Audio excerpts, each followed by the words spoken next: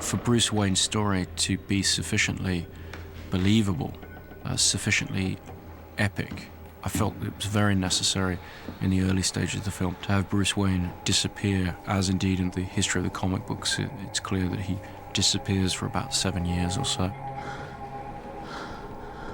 Ra's al Ghul. That, to me, is a fascinating concept, the idea of this heroic figure who, as a very flawed character, a very human character, leaves the place that he's ultimately to return to, and travels and learns, and then returns as a changed person. If I hadn't been scared, they would still be alive. And do you still feel responsible? My anger outweighs my guilt. Come. Hello there.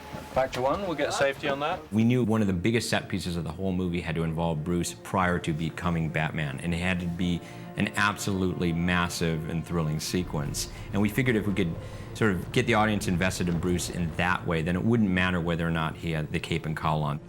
You'll turn back. Show attention. You'll go back. I want you to look through the camera, because what we'll do is we'll cheat it. We'll cut. Because I'll have the other side. Very good. You can't walk down that steep slope, apparently. We were determined not to have this film feel like it had been filmed on a lot, you know, on a back lot, on a studio lot. We wanted there to be locations that would expand it, that would make the playing field and the canvas feel larger.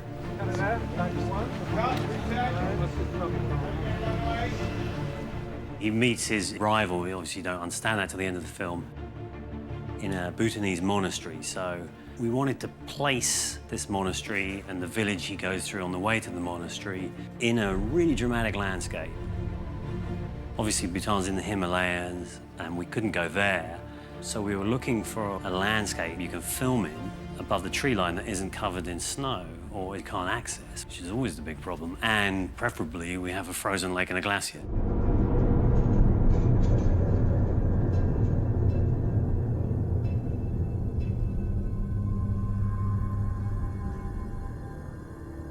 You know, you're looking for glaciers that sit below 3,000 feet, which is, there ain't many. I think there's only one in British Columbia, so we didn't want to go that far.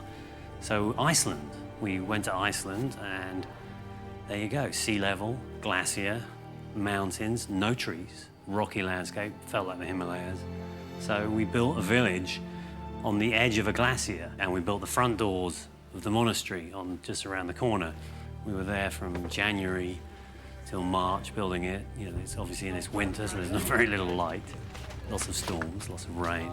The monastery is being built as a miniature, and we're going to put that in behind the front doors, so it's a combination of elements. The power of movies, you know, we can kind of go anywhere and sort of tame it for our use. It was strange to be in a section of the world where there wasn't a tree, and there wasn't the sound of a bird. It was kind of like a gorgeous Beckett wasteland, you know. It was beautifully dangerous. He was stronger than your father. You didn't know my father. I know the rage that drives you. That impossible anger strangling your grief until the memory of your loved one is just poison in your veins. My thinking about starting in Iceland was I needed a frozen lake, and it was going to be gone by the end of February, so we had to start. It wasn't really so much Chris changing the schedule, it was Mother Nature, really, just because he had found this beautiful lake right beneath this stunning glacier. We were meant to have a couple of days to be able to rehearse and go through the sword fight, and you know, they called us and said, right, that's it, you know, no rehearsals, let's just go straight to it. We got to film it because we don't know how long this is going to last, because it could thaw out any day. You know how to fight 6 men. We can teach you how to engage 600. And lucky that we did it, because while we were filming that scene, we would hear these loud cracks in the ice, and everybody would have to stand dead still, you know. And they would call a few people off the ice and say, okay, you know, now it's only good to have 5 people out on the ice and no more than that. And gradually the whole thing was falling apart as we filmed. Always mind your surroundings.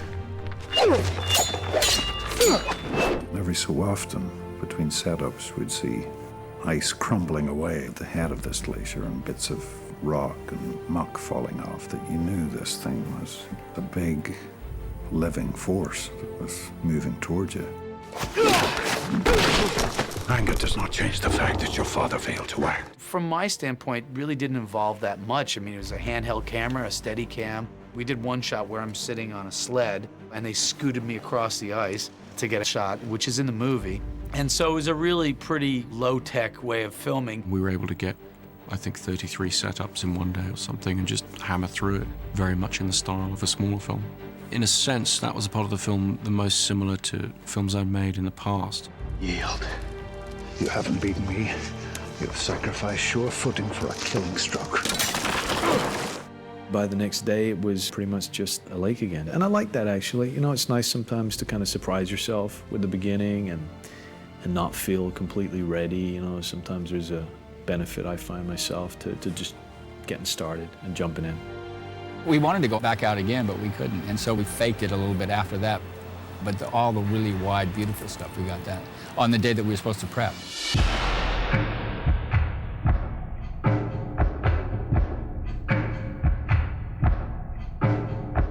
Action!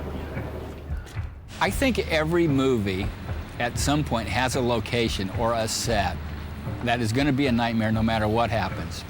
And you have to sort of suffer through that nightmare because it's something that the movie demands and has to be done. On this one, it was Iceland. Let's go for our final checks, please, and let's stand by the shoot. One of the first moments that Chris and I talked about in the film was when Bruce Wayne is climbing his way up to Ra's al Ghul's temple, and he's covered in ice and bleeding and has to drag his battered body into this smoky, grand temple at the top of the world. Okay, folks, everyone here has to come down the hill now, please, without fail. Everyone, please. Our first day shooting that, we got 60-mile-an-hour winds and pouring rain and just really, really rough weather conditions. And instead of doing this crane shot that Chris and I had talked about doing at the bottom of the village, we ended up throwing the camera on my shoulder, kind of, you know, hunkering down and walking up the hill in the blowing rain and getting as much as we could before we had to pull the plug and get out of there. 3, take 1. Okay, take the strain, please.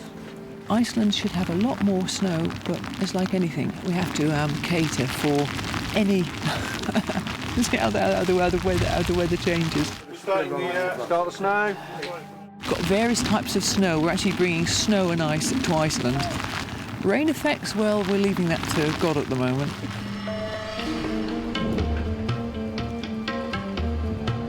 Bruce's climb up the mountain, when he goes up, you know, walks through the village, the guy tells him to turn back.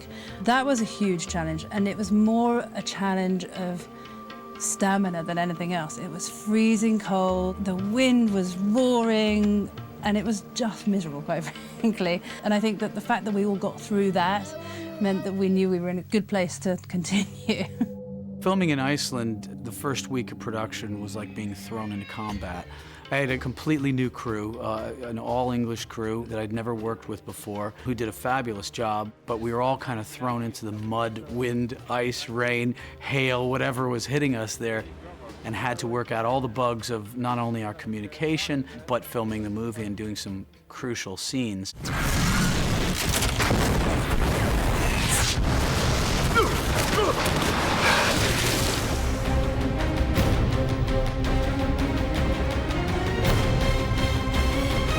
The other issue we had out there, of course, was we had to do Ducard and Wayne sliding down the ice and off the cliff edge, again, which we wanted to do for real. So we built an ice slide the week previously to the crew going out there. We took 2 containers of snow out there as a backup and ended up using the whole lot. We covered half the mountain in artificial snow, and we were exhausted by the end of that week.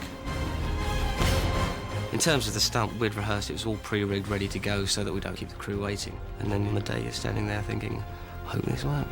The guys who were part of the stunt team went out to Iceland while we were filming another sequence. They would rig it all, get the timing, the wire lengths and everything.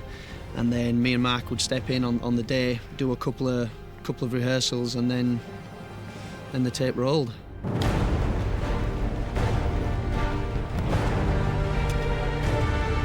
Okay, here we go, guys. Stand by, please. thruster. Just remember that the hand you're digging in with, that is supposedly taking the weight of both you and the guy you're holding. So a real stop on that, really hanging from that gauntlet. Roll cameras, please. Okay, here we go, guys. Good luck, everyone. 3, 2, 1, action!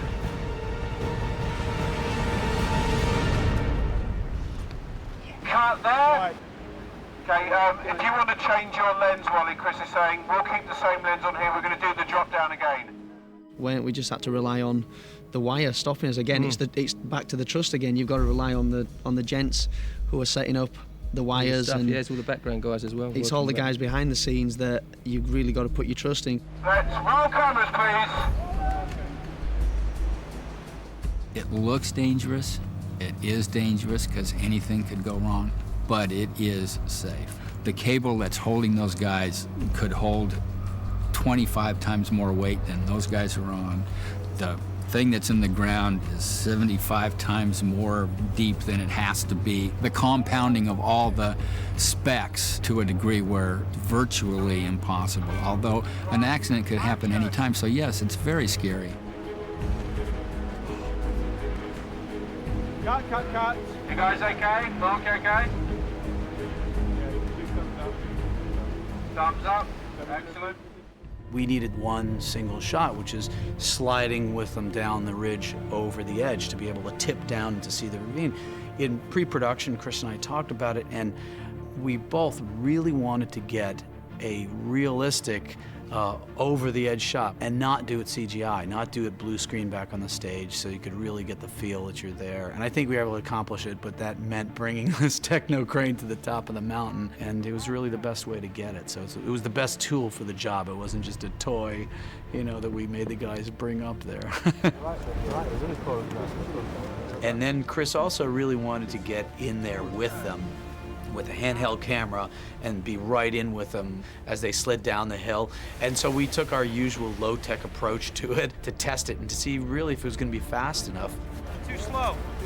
And also to get an idea of how much we were going to be able to shoot on location and how much we would leave behind to shoot on a set piece that we were going to build months and months later. What you're looking at is he's just sort of sliding towards a cliff edge.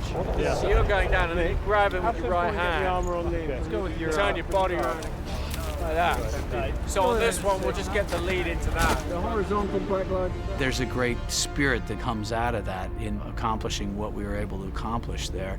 And I think that the attitude that Chris and I took towards it was, let's just go in there and get what we can and just get all that we can and come out of there alive with great footage.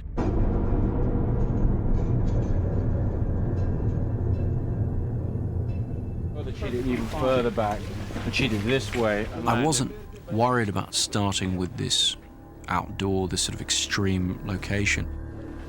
Action! The crew and the cast and so forth came through with flying colours. That gave me a very high degree of confidence about how they were going to approach the rest of this rather large film.